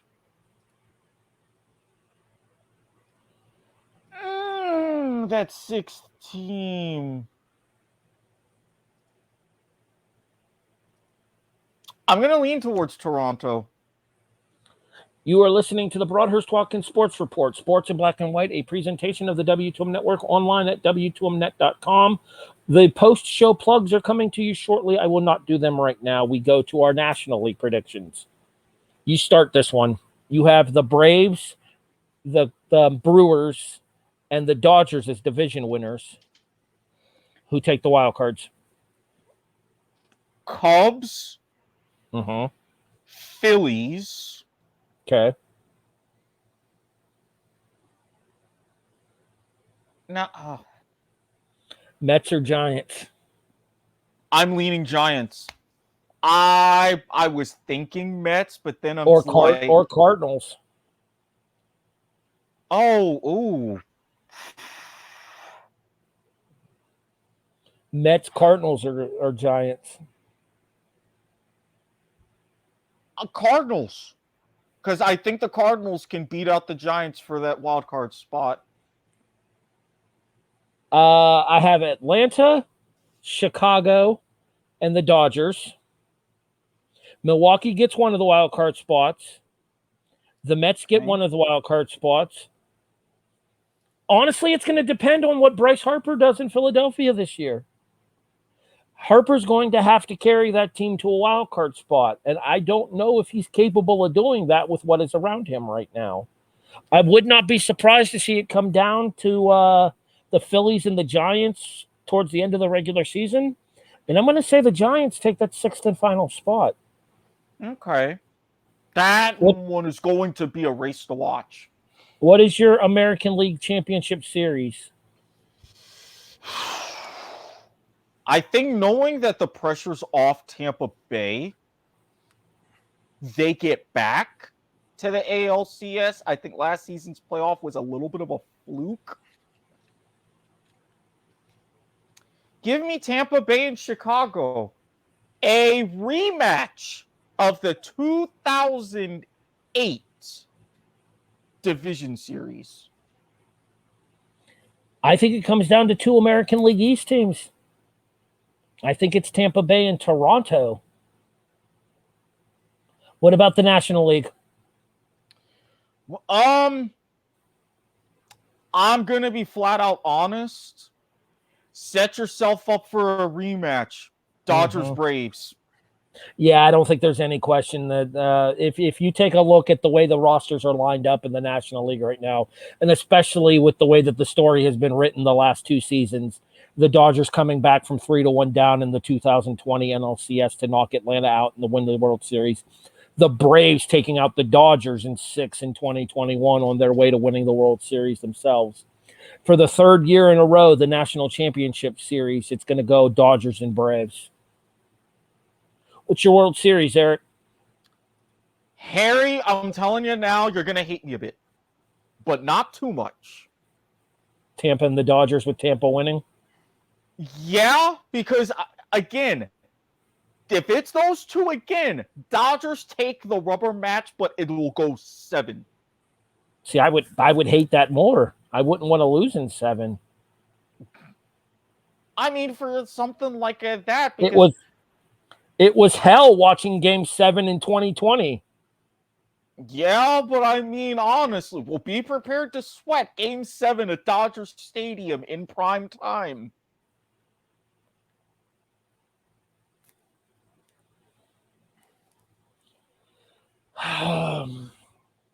Acuna, Soroka.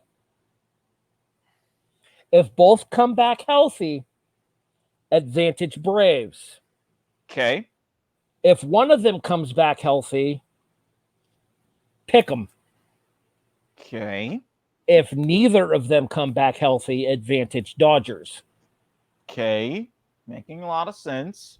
I am the eternal optimist when it comes to this. I'm going to take my Braves. Okay. And I'm going to put them against your Devil Rays. Or your Rays. Okay. That'll be a hell of a series. Oh, that'll be a hell of a series. Braves in 6. You wouldn't at least let us be No. what? Not just a No. little. Brian, can you help me out here? Can No, you I got kind nothing. Sorry. You Rays and Dodgers. Who do you got?